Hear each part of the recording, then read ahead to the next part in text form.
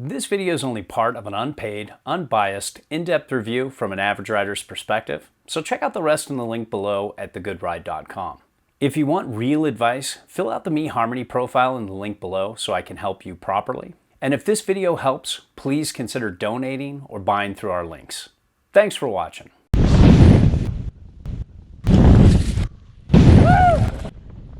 Welcome to The Good Ride. I'm James Beastie, and this is the place where you get porn for snowboard gear whores. This is the Nidecker Mellow. This is the Smoke, and this is the Instinct. We'll primarily be talking about the Mellow, but since I have these two kind of set back directional boards, we'll be occasionally referencing them as well. And this is Davey Boy, who rode all these boards as well with us, or me. Let's get to it. I got this in a wide variety of conditions, everything from a rough but fun summer, Mount Hood snow, good groomers, mediocre groomers, a little bit of pow, and then a lot of pow.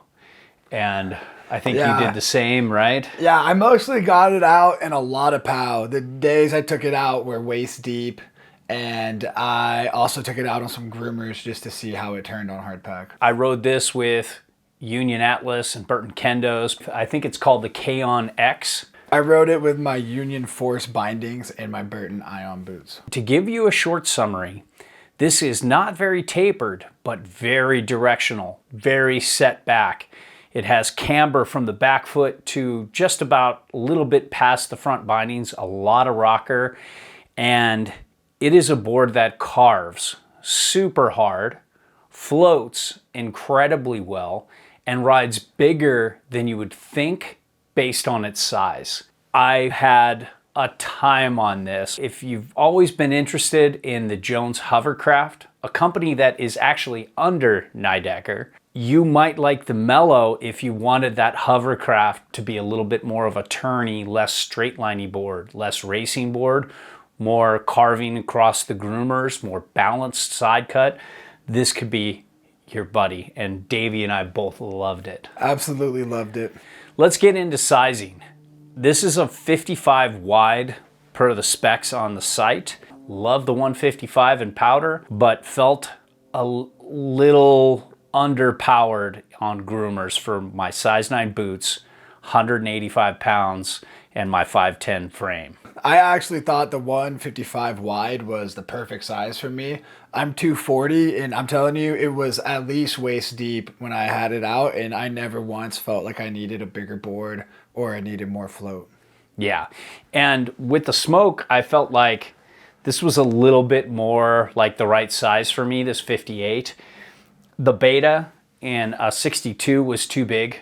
That was better for Davey, but I rode the 57 and that was just right for me in all conditions. And when it comes to shape, this is tapered and directional, but there's not a lot of taper. I think it's only like 6 mil or something like that. Even the Smoke and the Instinct have a lot more taper. So does the Hovercraft, so does so many boards with this kind of shape, but it's so set back and so directional still that you like it.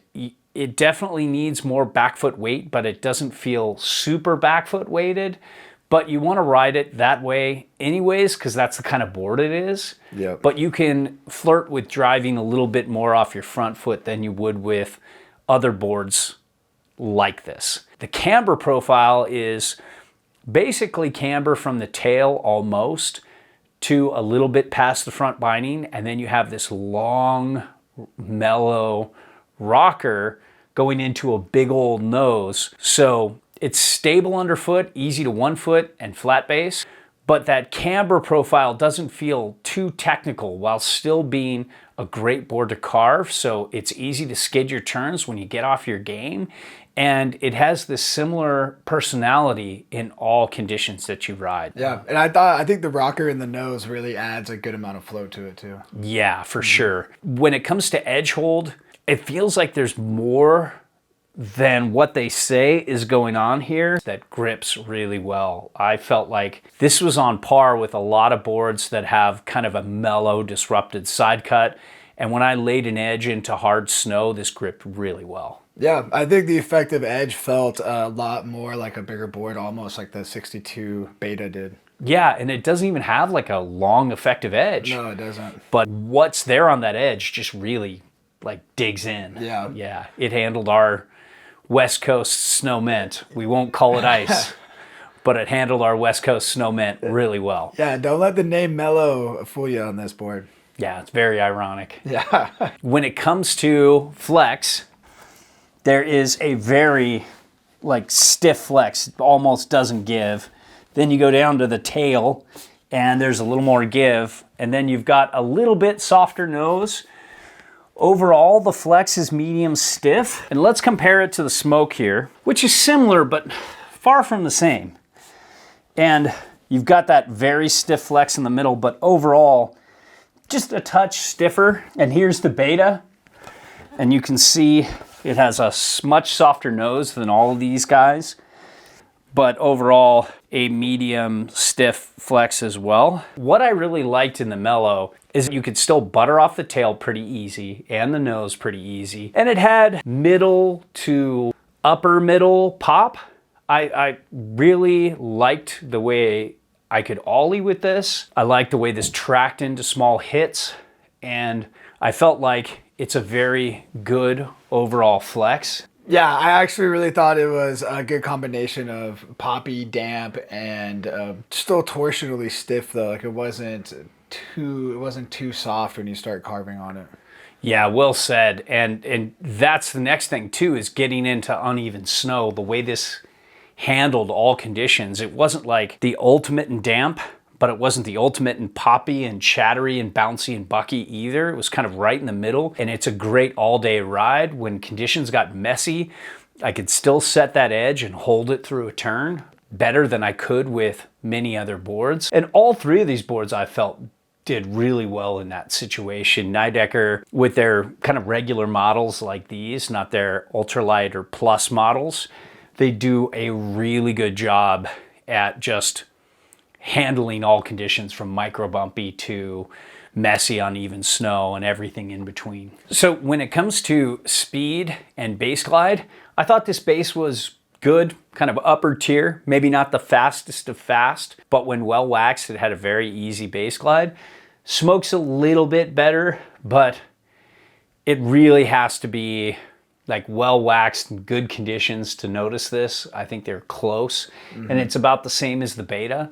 All these boards are damp when you want to point it. They're not too turny to interrupt a good straight line. You know, if you need to point it, let's say, like for us, we have to do this kind of gnarly straight line to get up the backside of the cone and hike that. This had no problem doing that. No, not at all. Yeah. So And there's a lot of traversing on Bachelor, a lot of like flats you got to get through, and this board held its speed and held the traverse really well. Yeah. And when it comes to turning and turn initiation, if I was on the 50, I would have felt that's all I need. It would be kind of medium-ish. But once I got it on edge, it would be a fun turning experience. It's not like a ultra quick narrow board. You ride this shorter and wider. But I love this side cut compared to boards like the Hovercraft that are better for those who like to straight line. This is better for those who like to do a little bit of everything. You want a board that can across the groomer carve really well. You want a board that can make longer drawn out S-turns really well. And you want a circle carve on occasion, where the Hovercraft doesn't really do it that well. The Smoke, I felt like, was a little less turny than the Mellow. And the Beta, I think, especially on groomers, had this kind of more longer drawn out turn. It liked that a little bit better, but it's still balanced. So I think all of these are fun, dynamic, hard carving boards that have lots of spring and drive out of the turn. They just have different turning personalities. And so I just love the turning experience, and I love the feel of the Mellow the most out of all of these. The Instinct Beta was second, just by a little bit. I love that turning personality and the way it carved in a 57 for me, especially on groomers. And the Smoke was a very close third. And that's more just personal preference as opposed to which board is better. But for me and the way I like to turn, the Mellow was my buddy. It's going to be a very recommendable board moving forward. Yep. I don't really have anything else to add to that. That was a great summary. Do you feel the same way though? I do. I totally agree. I think the Mellow was my favorite of the turns, but I really did enjoy the Beta as well. I gotta say, I thought it felt like almost like a racing board when you got it on its edge. Yeah, I will say in powder, and that's the next subject, I liked the turning experience of the Beta the best. The smoke third. It wasn't quite as much fun in powder, and the Mellow a very close second to the Beta. But one of the things that made the Beta so much fun in powder is that spoon nose. It just changes the turning experience and just makes it feel so much more fun. But again, the Mellow is like this close, and I think if I were to choose one board for a little bit of everything, it would be the Mellow. But again, that Beta is just amazing too. Such a fun, recommendable board. But I just loved this setback directional float. You factor in that big nose with that early rise before it, that little bit of taper, and then a lot of setback on board. It was just a really good powder ride, and you could use this as a dedicated powder board.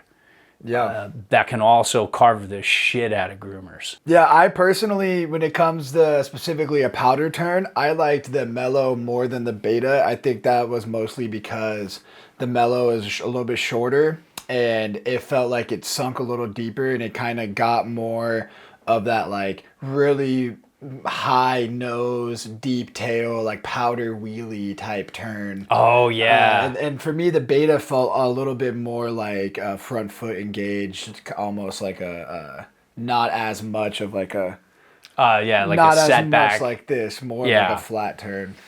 Gotcha. Yeah. Overall, I would say the Mellow is such a recommendable board. I just loved its grip in harder snow. I love the way it turned. I love the way it carved. I love the way it floated in powder. It could be a great daily driver. One board directional, kind of setback, semi-surfy kind of quiver ride. Or it could be an amazing board in a two-board quiver. Yeah, I'm gonna be recommending a lot more, and I'm stoked I got a lot of time on it throughout a season to really give this a fair review and test it against a wide variety of boards. Every board I tested it against, it always stood out and had its own strong, unique personality that I loved to ride. It was definitely one of my favorites for the year too. I think there's quite a few boards that have a similar shape as the Mellow, but I think the Mellow was one of the most dialed in, just what I actually was hoping it would be for that shape.